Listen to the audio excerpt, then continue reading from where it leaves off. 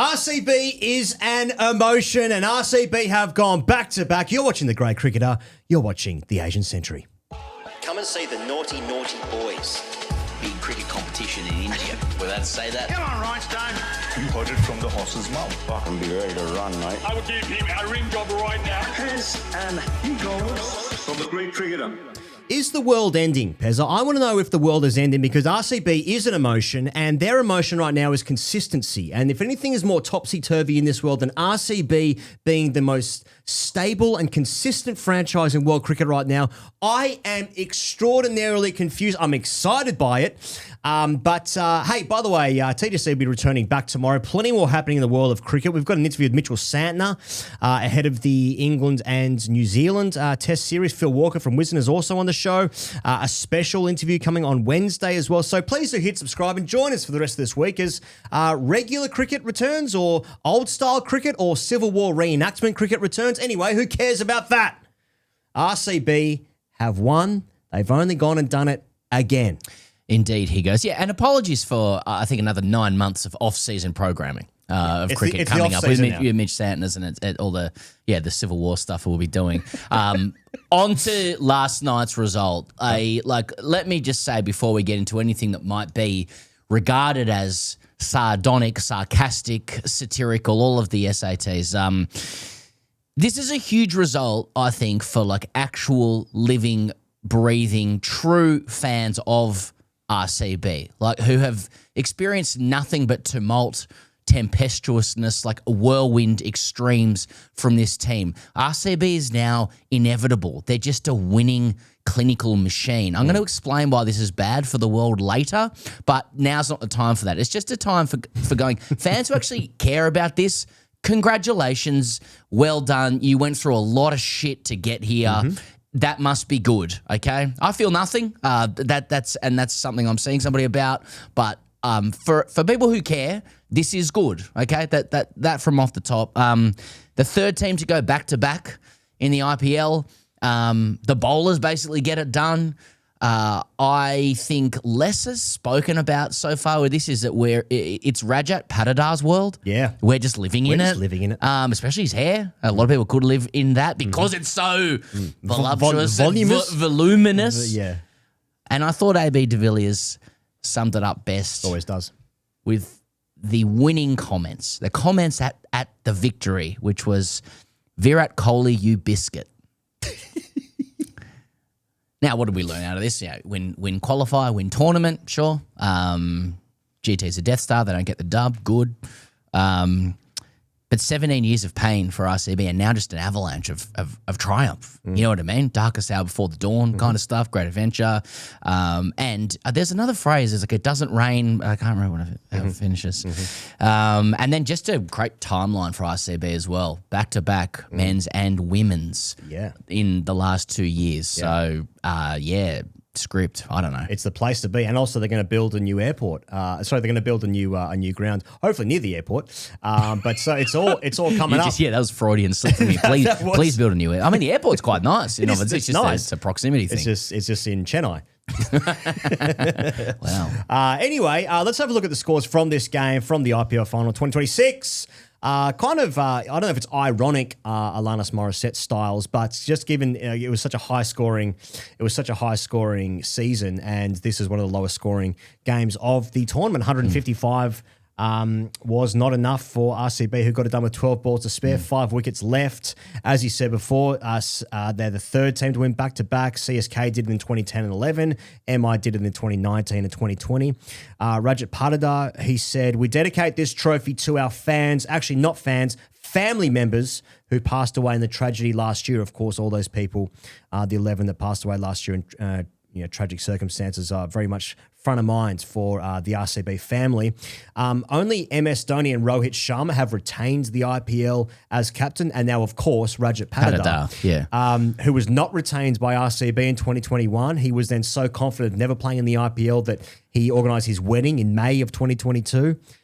He got another gig in 23, but then when Faf left RCB in 2024 and Virat said, I don't want to be captain anymore, Rajat Patidar was obviously going to be the guy to join MS Dhoni and Rohit Sharma. It's an amazing turnaround of fortunes for Patidar, who's just a tremendous cricketer, no doubt, but to take the reins of RCB, like the insanity, the circus and the chaos that was Royal Challengers Bangalore, to now be just this, like, just to be the best team for the last 24 months. Oh, fucking good on him. It's amazing. And has hair flowed more freely at the toss as it did for Rajat Patidars overnight? He goes, because when I saw it, I thought, oh, well, notch up another victory. I mean, it was Samson-esque, which everybody will understand, a biblical reference. Different to Sandrew Sampson. Yeah, well, his hair doesn't flow freely. No. Well, that'd be a note for him. Like, there's a Jinx Rahane kind of level to this as well, just if you go specifically with Bor Gavaskar Trophy, like the unlikely captain, like not necessarily the main character energy, but that being exactly what RCB needed. Fewer main characters were needed for just room for one, basically, and I think he'd like it that way. And just people being solid, stable, steady. Freddie Wild's evil data regime. Freddie Wild wrote a chapter in 2018. Ben Jones on Twitter alerted us to this. Wrote a chapter about why RCB always lose. So RCB said, "Okay, you work for us now." Bang, they've won 2 in a row. An evil regime. Don't get me wrong, but a successful one. Nevertheless, I believe ChatGPT is trying to get him. I believe Altman's trying to get him now. Anyway, Freddie Wild's issued a come and get me plea to ChatGPT and to OpenAI. There's so many great stories for RCB, but in many ways it has been about the coaching staff as well, and indeed Mastermind himself, Dinesh Karthik, who pushed extremely hard to get Bhuvi K. We see him here pushing the team. Although Bhuvi doesn't get injured. No, just for the record, I'm convinced he's the best bowler India has after Bumrah even today. What? Bhuvi is the best T20 bowler. Andy Flower less sure, but Mastermind himself, he said. Just for the record, I'm convinced he's the best bowler India has after Bumrah even today. Best bowler. What? So Bhuvi K, he finished with 28 wickets. That's the equal most for an Indian in the IPL, equal with, of course, another great, Harshal Patel in 2021. Mo Shami in 23. Josh Hazlewood is now a 3 times IPL winner. Obviously winning it with CSK in 2019, 2020, I think it was. He's also won the Champions League in 2012 with the Sydney Sixers, also won the BBL with the Sydney Sixers in 2020. He's won the World Cup twice. He's won the T20 World Cup and the World Test Championship final as well. He's also never lost a white ball final. So as an Australian, that makes me feel good. And Krunal Pandya has won the IPL 5 times. 3 times with MI in 2017, 19, and 22 times now with RCB back-to-back. Only Rohit Sharma, 6 times, of course, at MI, and Rayudu, 3 times at CSK, 3 times with MI, have more. Krunal Pandya said, "There's no doubt about it. Every IPL trophy is special. It's like having kids. You can't pick just one. It's similar with IPL trophies because everything is so hard-earned." So there were just wonderful good luck stories all around for RCB. Well, winners. It's a team of winners. We haven't even spoken about Virat, which we will of course. Well, even Venki Iyer has won a couple as well. Yeah. It just slots on in. Jacob Bethel, injured finger, or is it? So, I mean, whoever's masterminded this mega auction, this 3 years in between mega auctions, has obviously done a great job. And now they can say, is the 3-peat on? Yeah. This is a 3-peat thing. Why not? Why not? Look, I have a different perspective on this, by the way, and again, well done to RCB fans who actually feel this, and they're completely entitled to be elated, and I'll decide what they're entitled to feel or not. Yeah, police them. Yeah. Obviously, this is a win for sporting excellence. It's a win for Virat Kohli's skill and tenacity. It's a win for Freddie Wild's evil data regime. It's a win for Bhuvi K and Josh Hazlewood and the idea that the bowlers actually get this done. But it's a loss for what I like to call narrative. Because if it wasn't already done last year, going back-to-back absolutely destroys the strongest, funniest, most enduring meta-narrative of the IPL, which is that RCB chokes. Yeah. Right? That's dead now. Under Virat Chokely. Yeah. And as you've said, and many, many say, RCB is an emotion. It's not actually. It's a brand. It's a business, incorporated business, and a cricket team. # play bold. For its fans, that emotion is elation, and for everybody else, that emotion is numbness. and flatness now that RCB are not funny anymore. Yeah. Without the RCB choke, what do we have? You know, we got a kid sitting on a field with 5 trophies, and we'll come to that. Yeah. But RCB have completed the IPL. And what do we have now? Chef Menage's King Prawns? Well, we do, and they're great. We'll always have especially those. that butter. Yeah. But that's just a question I want to raise, and maybe it's too soon to raise it. But everything is completed now. Yeah. I mean, Punjab did go back to sort of restoring some sanity with this. Normalcy. Yeah, some normalcy with this format, because last year it was the first time they made the finals in 13 years or something, and then they were like the best team for the first half of this tournament. Then they weren't again. So I guess that's something. They've got something to finish off. Yeah, I to suppose so. tie a bow around. Yeah, I mean GT 3 finals in 5 years of existence. LSG at the other end, finishing last this year. I'm not sure. I'm not sure what there is now. Exactly. I think it's just the 15-year-old, with the trophies and Ravi Shastri asking how much milk he drinks. Exactly. And that's fine, by the way. It's the good. internet. That's It's 2026. Something. You're exactly right. There's a hole now. I mean, is it like perhaps RCB aren't done? I mean, Kohli famously did say after the first win, on top of saying this isn't even good Test cricket's good, but he also said like, let's be hungry to win again. Let's go again. You know, like the famous Man United players back in the day, or whatever. So is it? Is the narrative RCB three-peat now? We're moving on to next season. Obviously, this is done, but. Or is it Punjab? Does Punjab tie the bow around, or is it Travis Head and Virat shaking hands? I don't know. Is it a Sunrisers thing? Is it a return of MI and CSK? Yeah, like have MI and CSK given everybody enough of a chance to do something, and now the script will bring them back? I don't know. It's 94 games in a couple of years. That's good. Well, that means there'll be much more time for the narrative to unfold, Exactly like a long book, War and Peace, if you will. Exactly. So I guess we should talk about what happened in the game, in this game itself. Suppose so.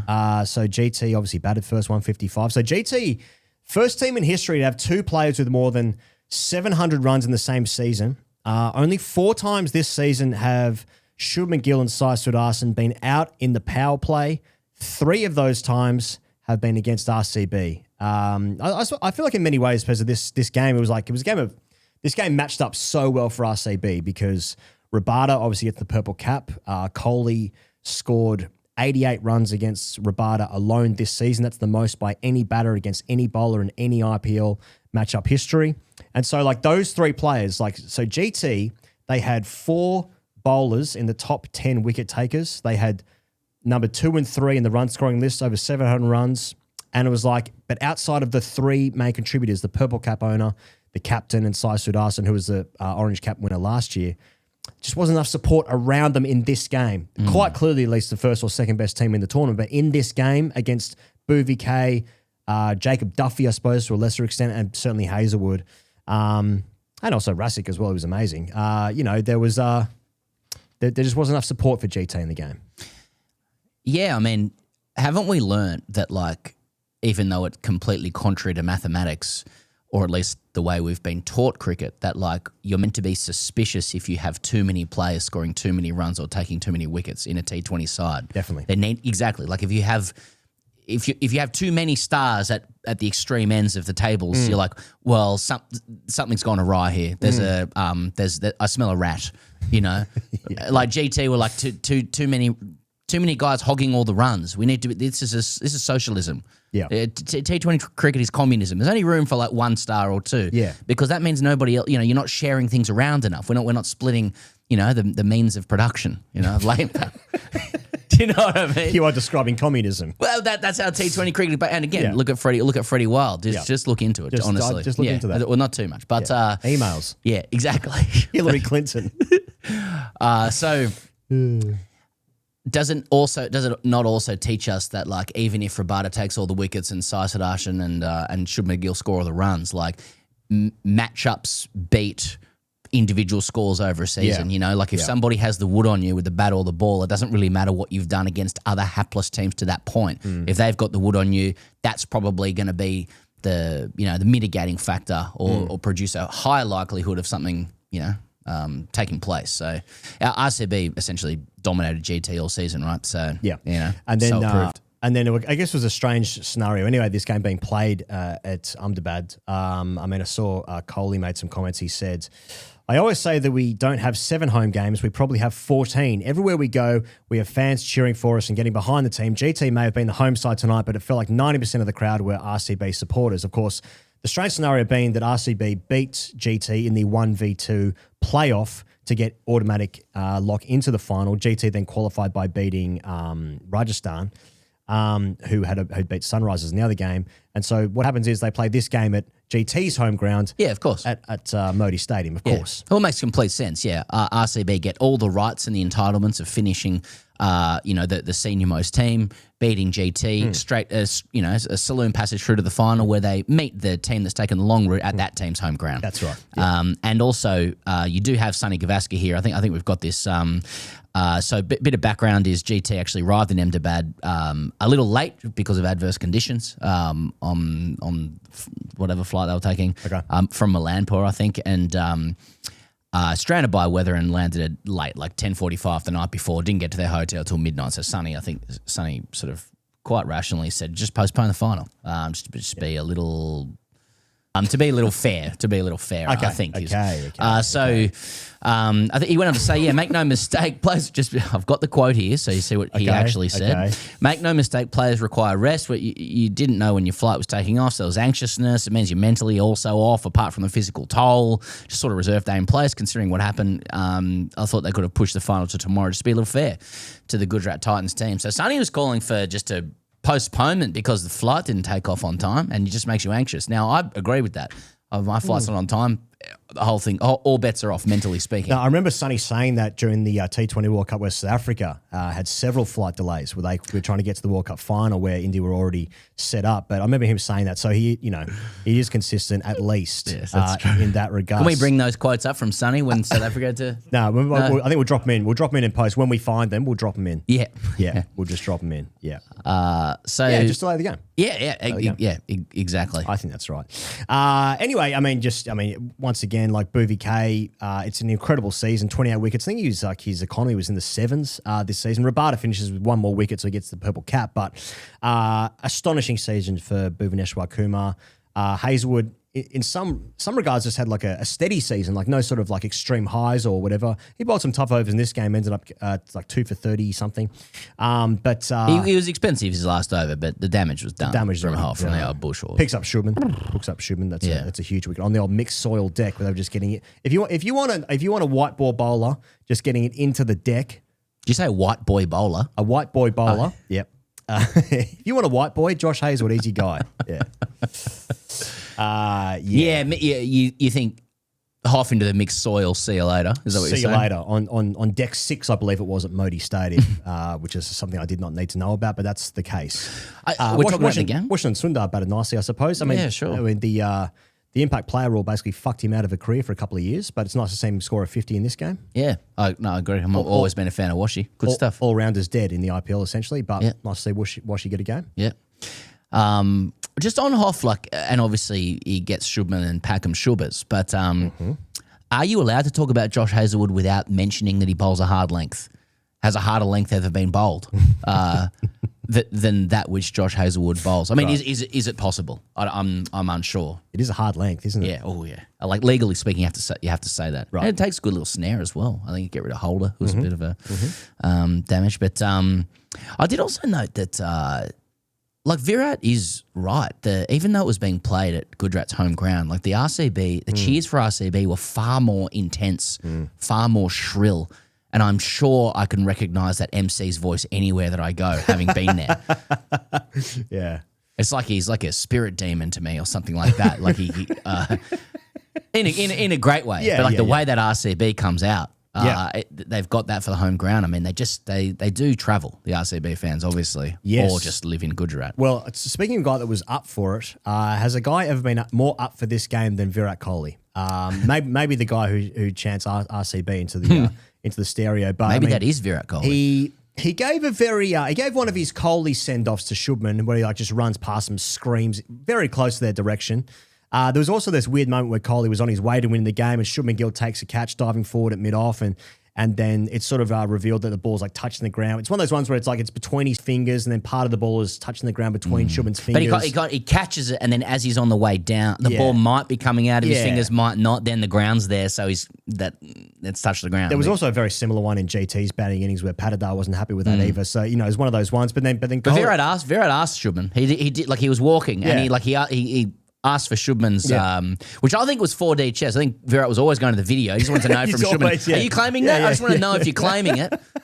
Goes to the video. I mean, Chase Master. That's psychology stuff. And then when he gets the decision, he fist pumps. He fist pumps. Fist pumps VAR. And then he walks up to Shubers and starts shaking his finger at him as well. So it's all great theatre. Anyway, it's Kohli's fastest ever IPL 50 in this game. Finishes 75 not out, but gets his 50 and 25 balls. Kind of surprised that that's Kohli's fastest ever IPL 50. I thought he might have had one quick. I mean, it's still striking at 200, don't get me wrong, but given that the batting paradise that Chinnaswamy has been over the years, I would have thought there might have been one quicker. Anyway, amazing time to bring out your fastest ever IPL 50. He's the first player to ever have 4 consecutive seasons of 600-plus runs. 675 runs this year, striking at 165. It's his 22nd Player of the Match award in this game. One more than Rohit Sharma. One for the online army there. It's the most by an Indian. AB de Villiers has the most, by the way, with 25. But this is Kohli, who is just a little bit more relaxed, monkey off the back. I know Hazelwood said that after winning it last year. It just seemed a little bit more relaxed. I suppose there might have been a bit of pressure chasing 155. But especially when Rashid Khan took 2 wickets in and over. But Kohli's at the crease. He's just strumming him. He's purring like a kitten. He's up and about. He's giving it to Shubman. He's flicking Rabada nonstop through the leg side. This is class deluxe from one of the greatest to ever do it. Vintage Kohli. King of Chase, I think they described him as. Roston Chase. I think that's what they were trying to say. 4-4-6-4 from the first 4 balls of Kagiso's second over. Mate, the 6 is outrageous. Yeah. Good night nurse in the game. I mean, they knock off so many runs in the power play that they only need to run a ball after that. It's over. And yes, there's a little wobble there before Tim David somehow steadies the ship facing leg spin, but he does. Steady hand, Tim David. Yeah. That's right. When in crisis, TD. But he does, and they put on 41 and Virat seals it with a 6, which is important because you might remember young Swastik last year ruined Virat's solo celebration by celebrating with him. Yes. It was when they won last year, there was clearly a moment of personal, of individual relief that Virat was expressing on camera, and then young Swastik jumped on him, and there was a little bit of criticism on Reddit of that. And we never saw him again.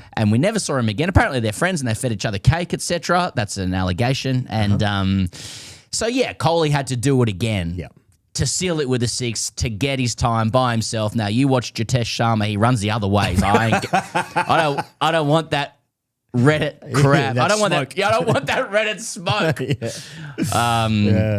So, and I just think it also wraps like everything in a nice, neat little package because we did see, regrettably, the week before an issue between Virat and Travis Head around handshakes, etc. Already forgotten about it.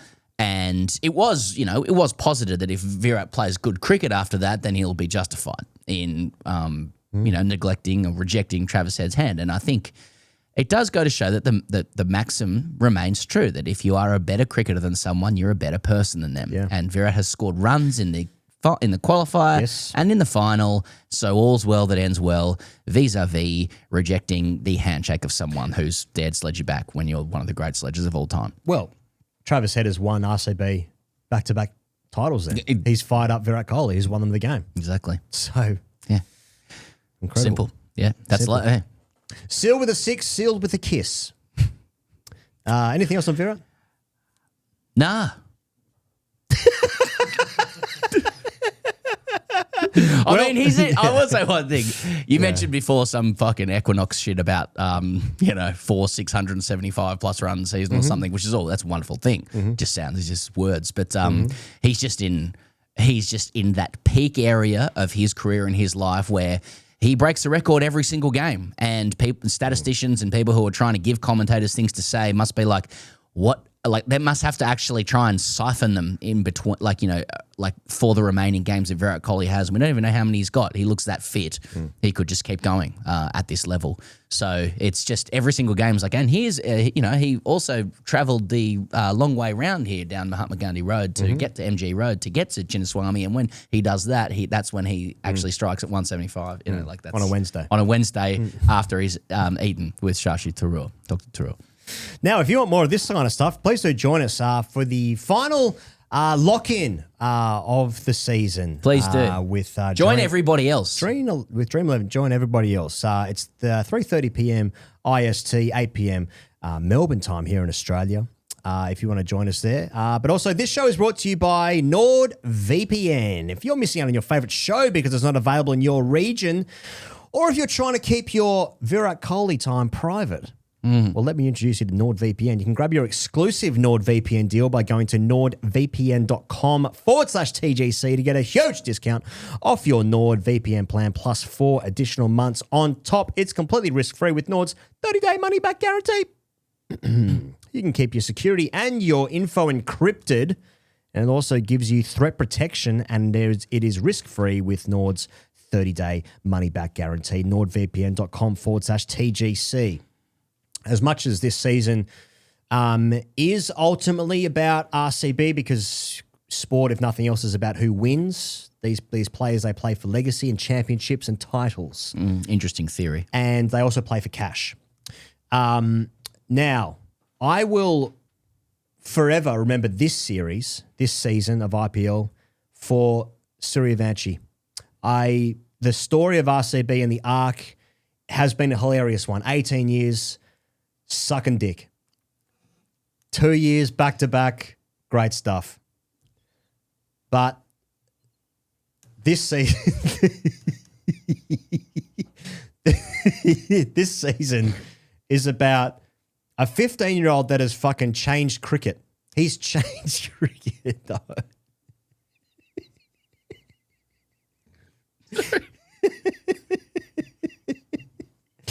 There's a 15-year-old that's changed cricket. 776 runs, 5 50s, 100, averaging 48. Who cares about that? He's striking at 237. He's the Orange Cap winner, 72 sixes, MVP award, Super Sixes award, Super Striker award, Emerging Player award, 97 off 29 in the Eliminator, 96 off 47 in Qualifier 2. He said, I wrote a note before the IPL that I'll score 700 runs this season. That goal is now completed. Fuck! Ravi Shastri said, how much milk do you drink daily? Suryavanshi says, I'm not drinking currently. Cricket's changed. Cricket has changed forever. That's what I remember this season for, Pezza.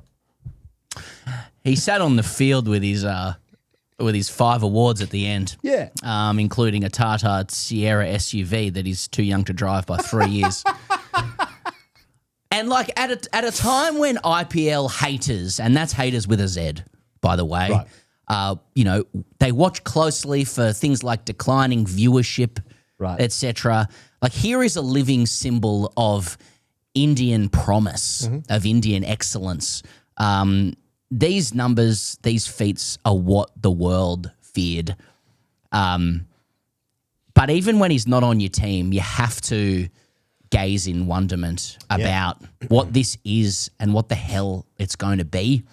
I'll say it again. The only thing standing in his way are the twin horrors of alcohol and women, which is why when Jay Shah was sitting next to him at the final, I believe that he was saying both are overrated anyway. Or with any luck, he was passing on this message from Dale Steyn. I believe we have it here. There's no bigger advertisement for Test cricket than if Suryavanshi tells the world his dream is to play red ball for India.